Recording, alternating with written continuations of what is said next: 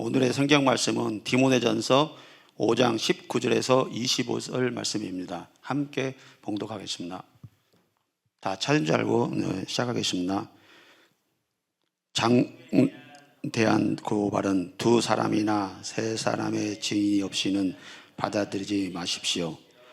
죄를 짓는 사람을 모든 사람 앞에서 꾸짖어서 나머지 사람들도 두려워하지 마십시오. 하나님과 그리스도 예수와 대가심을 받은 천사들 앞에서 내가 엄숙히 명령합니다. 그대는 편견 없이 이것들을 지키고 어떤 일이든지 공평하게 처리하십시오. 아무에게나 경솔하게 인수하지 마십시오. 남의 죄에 끼어들지 말고 자기를 깨끗하게 지키십시오. 이제부터는 물만 마시지 말고 이장과 작은 병을 생각해서 포도주를 조금씩 쓰십시오. 어떤 사람들의 죄는 명백해서 재판을 받기 전에 먼저 드러나고 어떤 사람들의 죄는 나중에야 드러납니다. 이와 마찬가지로 착한 행실로 드러나게 마련이고 드러나지 않는 것도 언제까지나 감춰져 있지를 못합니다. 네, 디모데전서 5장은 이제 교회 성도들을 어떻게 대해야 하는지에 대한 가르침이 기록되어 있는 성경인데요. 특별히 5장에서 바울은 이제 디모데에게 나이가 많은 이들, 젊은이들, 과부들 이런 성도들을 어떻게 대해야 하는지에 대해서 가르침을 주고 있는데, 특별히 오늘 읽은 본문에서는 장로들을 어떻게 대해야 하는지에 대해서 가르침을 주고 있습니다. 특별히 바울은 장로들의 죄에 관한 내용을 다루고 있는데요. 19절 말씀을 한번 보시면 바울은 누군가가 장로의 죄에 대해서 고발했을 때에 어떻게 처리해야 되는지를 가르쳐 주고 있습니다.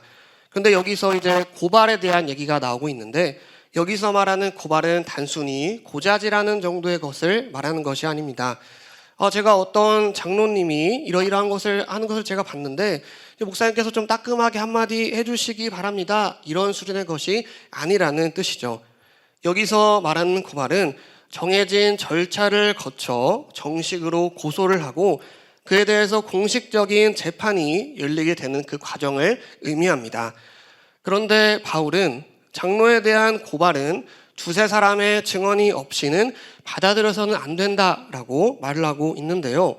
왜 바울은 적어도 두세 사람은 있어야 이 고발을 받아들일 수 있다고 말을 하고 있는 것일까요? 이 신명기 말씀에서도 증인에 대한 규정을 찾아볼 수가 있는데요. 함께 신명기 19장 15절과 16절 말씀을 읽어보도록 하겠습니다. 어떤 잘못이나 어떤 범죄라도 한 사람의 증언만으로는 판정할 수 없습니다. 두세 사람의 증언이 있어야만 그 일을 확정할 수 있습니다. 뒤집어 씌우려는 나쁜 증인이 나타나면. 아멘. 이 어떤 잘못이나 어떤 범죄라도 두세 사람의 증인이 있어야만 그 일을 확정할 수 있다고 말하는 이유는 한 사람의 증언만으로는 판정을 내리기가 어렵기 때문입니다. 확실한 증거라고 보기도 어렵고, 또 16절처럼 죄가 없는 사람에게 죄를 뒤집어 씌우려는 그런 나쁜 마음을 먹고 거짓 증언을 할 수도 있기 때문이죠. 바울이 말하는 경우도 마찬가지입니다. 한 명의 증언으로만은 판결을 내리기가 어렵습니다. 또 게다가 이 장로라는 직분이 가지고 있는 그런 특수성도 있는데요. 장로는 교회 지도자입니다. 꼭 교회가 아니더라도 이 어느 곳이든지 지도자의 자리에 있는 사람은 항상 많은 비난과 공격을 받게 됩니다. 혹시나 나쁜 마음을 품고 하는 그런 거짓 증언으로부터 장로들을 보호하기 위해서라도 바울은 한 명의 증언으로는 고발할 수 없다고 말하고 있는 것입니다. 그렇다면 두세 사람의 증인이 장로를 고발하게 된다면 어떻게 해야 할까요? 이 두세 사람의 증인이 하는 증언은 신빙성이 있는 그런 확실한 증거가 되기 때문에 무조건 받아들여야 하는 것일까요? 그건 아닐 것입니다. 우선 고발을 받아들이기는 하되 재판을 통해서 이 사람이 정말 죄를 지었는지, 아니면 이 또한 거짓 증언이나 아니면 오해가 있었던 것은 아닌지 확인을 해야겠죠. 그래서 재판을 하고 난 뒤에 죄가 없다고 판결이 나게 된다면 이 장로에게는 아무런 불이익이 가지 않도록 잘 마무리를 해야 할 것입니다. 오히려 거짓으로 고발한 사람들이 다시는 하지 못하도록 조치를 취하겠죠. 하지만 만약 이 재판을 통해서 장로의 죄가 확실히 드러나게 된다면 어떻게 해야 할까요? 그때는 이렇게 하라고 말하고 있는데요. 함께 20절 말씀을 읽어보도록 하겠습니다. 죄를 짓는 사람은 모든 사람 앞에서 꾸짖어서 나머지 사람들도 두려워하게 하십시오. 이 재판을 통해서 장로의 죄가 사실로 밝혀졌다면 그에 대한 처벌이 있어야 합니다. 어떤 처벌이냐 하면 이 죄를 지은 장로를 모든 사람들 앞에서 꾸짖어야 합니다. 교회 지도자인 장로가 모든 성도들 앞에서 공식적으로 꾸짖음을 당한다면 얼마나 부끄러움을 느낄까요? 그런데 이렇게 장로를 모든 사람 앞에서 꾸짖는 이유는 그저 장로가 죄에 대해서 수치심을 느끼고 회개하도록 만들기 위해서만은 아닙니다. 이 20절 뒷부분을 보시면 이렇게 하는 이유에는 나머지 사람들도 두려워하게 하기 위해서도 있습니다. 만약 내가 장로인데 이 나와 같은 장로가 고발을 당하고 죄가 밝혀져서 모든 성도들 앞에서 꾸짖음을 당하는 모습을 본다면 어떨까요? 나는 저렇게 되지 않도록 더욱더 조심해야겠다라고 생각하며 경각심을 갖지 않겠습니까?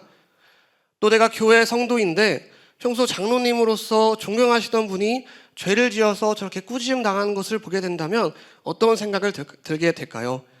아무리 장로라도 죄의 유혹에 넘어갈 수도 있구나. 이 장로도 죄에 대해서는 확실한 벌을 받게 되는구나. 죄가 저렇게 무섭고 위험할 수 있구나. 나도 조심해야겠다라고 생각하며 죄에 대한 경각심을 가질 수 있게 되지 않을까요?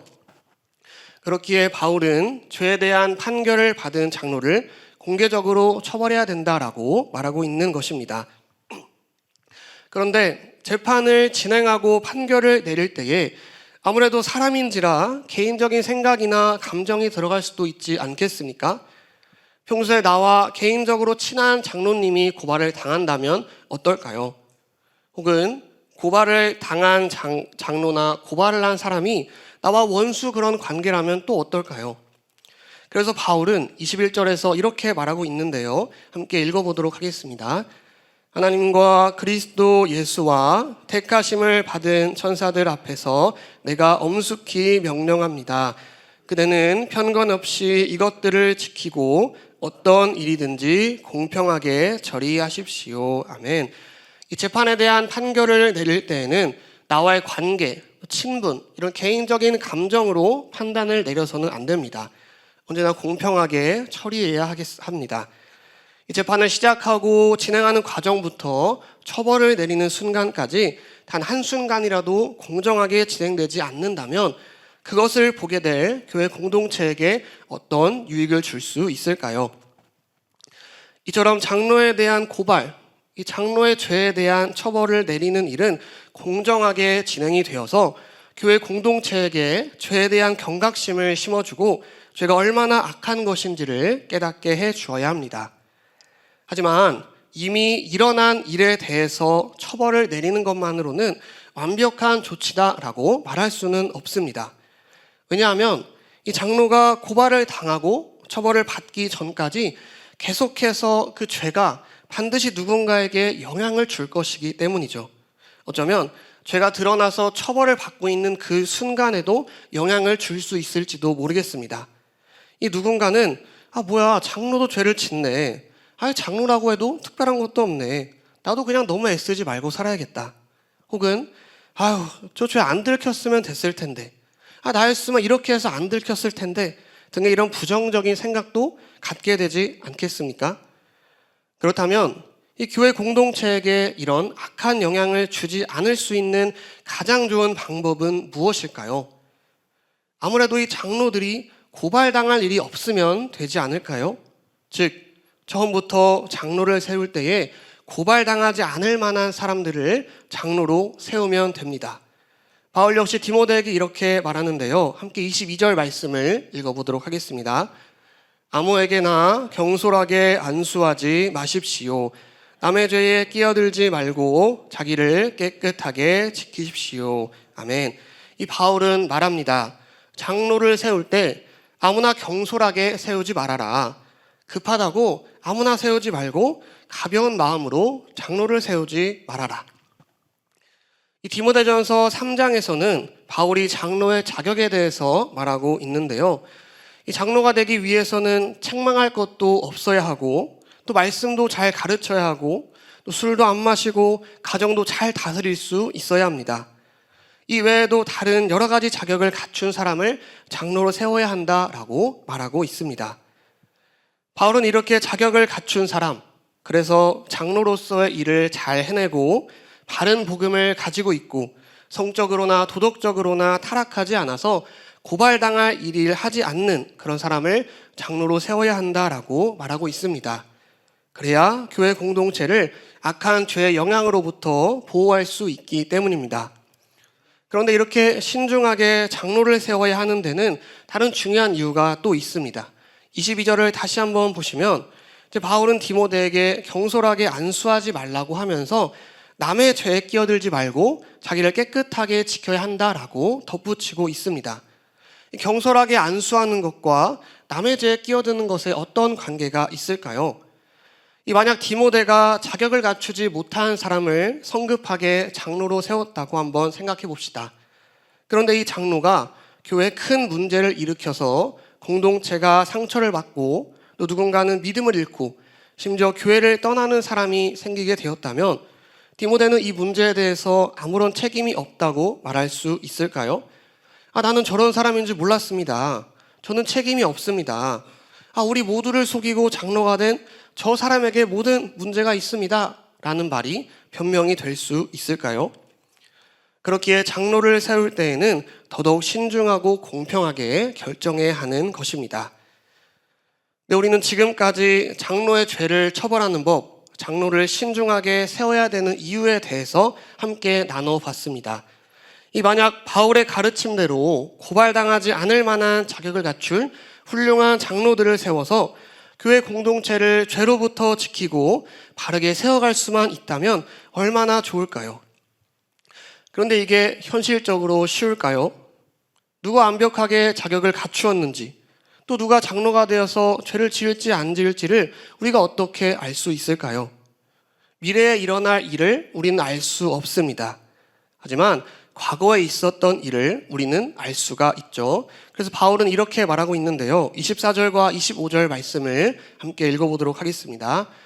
어떤 사람들의 죄는 명백해서 재판을 받기 전에 먼저 드러나고 어떤 사람들의 죄는 나중에야 드러납니다.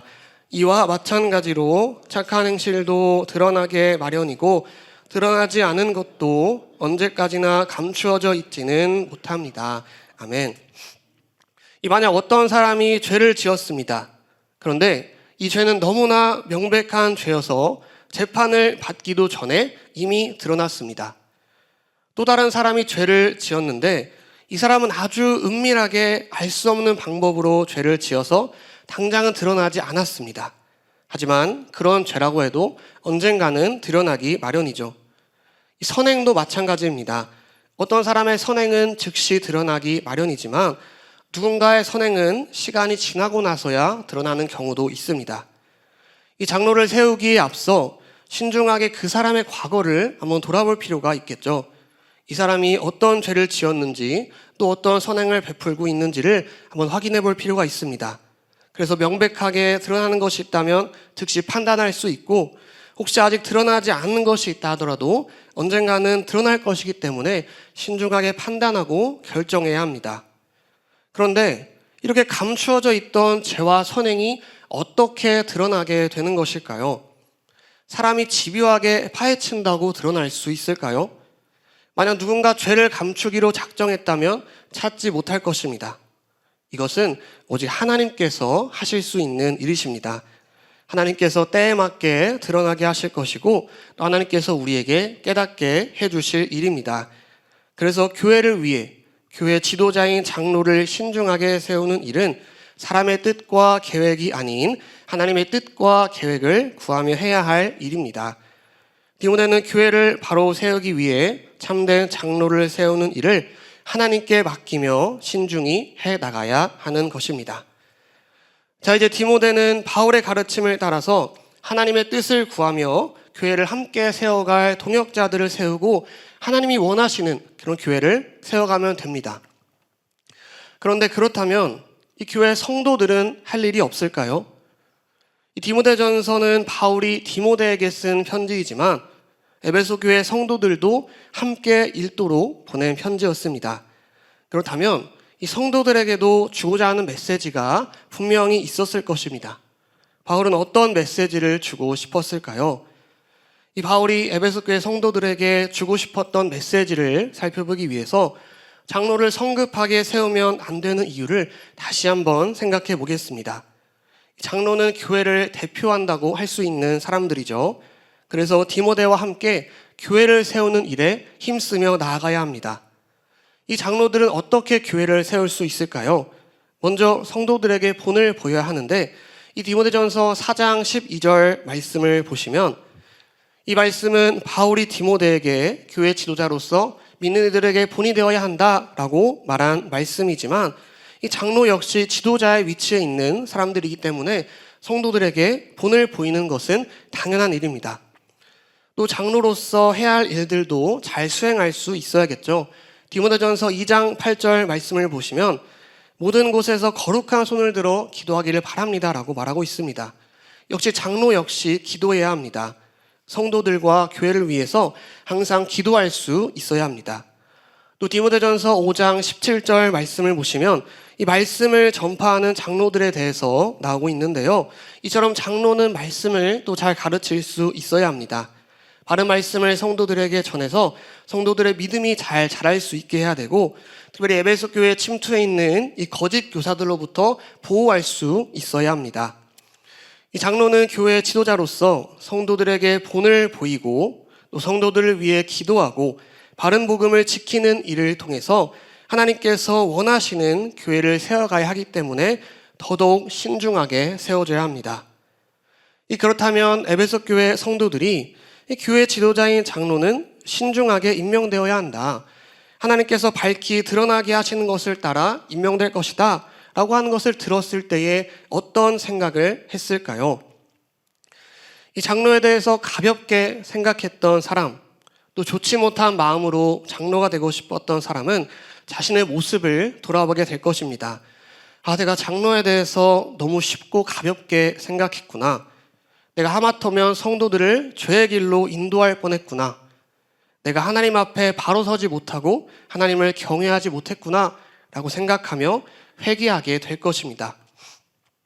또 반대로 내가 정말로 교회를 위해서 수고하고 싶다, 교회를 위해 장로가 되고 싶다 라고 생각했던 사람 역시 자신의 모습을 돌아보게 될 것입니다. 내가 과연 지금 이 자격을 갖춘 삶을 살고 있을까? 거룩하고 경건한 모습으로 내가 살고 있을까? 앞으로 말씀과 기도의 자리를 내가 더 지켜야겠다. 내가 더 순종하고 섬겨야겠다. 하나님을 내가 더 경외하겠다 라고 생각하며 결단하고 자신을 더더욱 단련할 것입니다.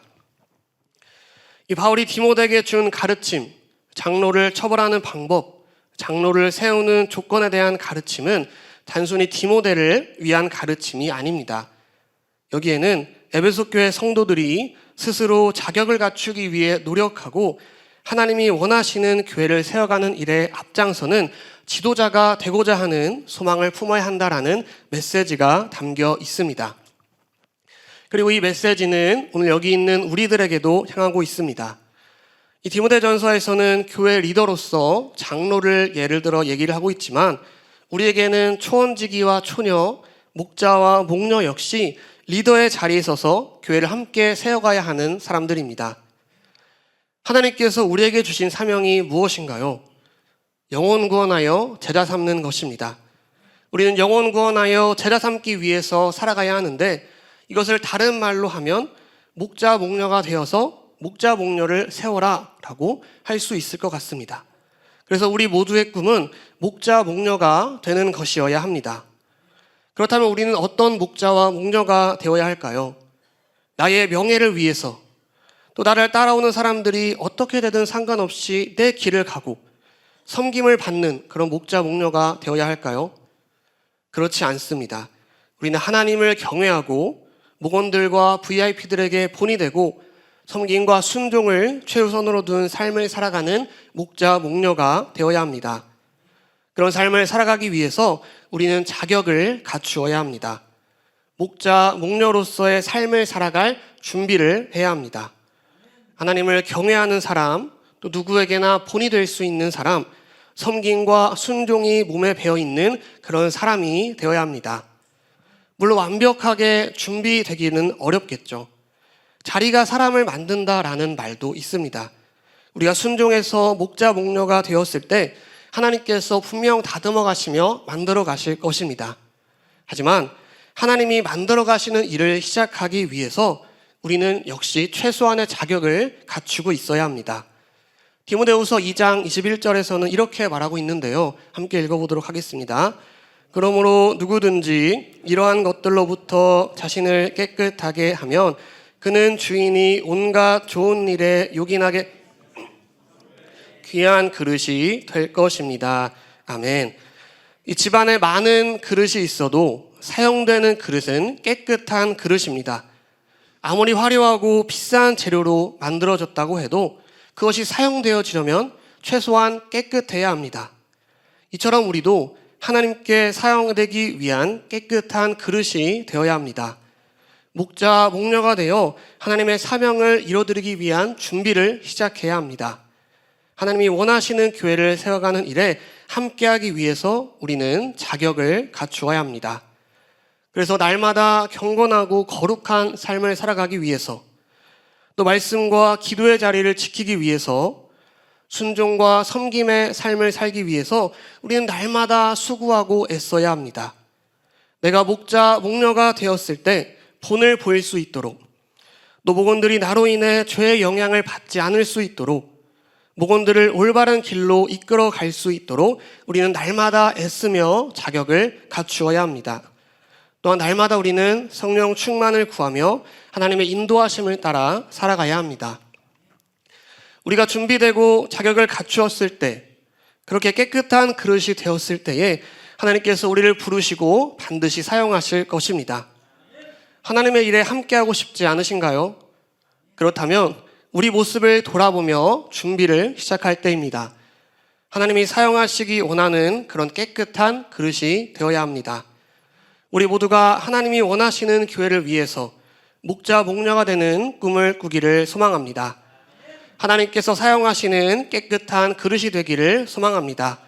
하나님의 일을 위해서 날마다 자격을 갖추기 위해서 수고하며 애쓰는 우리 모두가 되기를 소망합니다. 그래서 하나님께서 우리에게 맡겨주신 사명, 하나님이 원하시는 그 교회를 세워가는 일에 마음껏 사용될 수 있는 우리 모두가 될 수 있기를 주님의 이름으로 축복합니다. 아멘.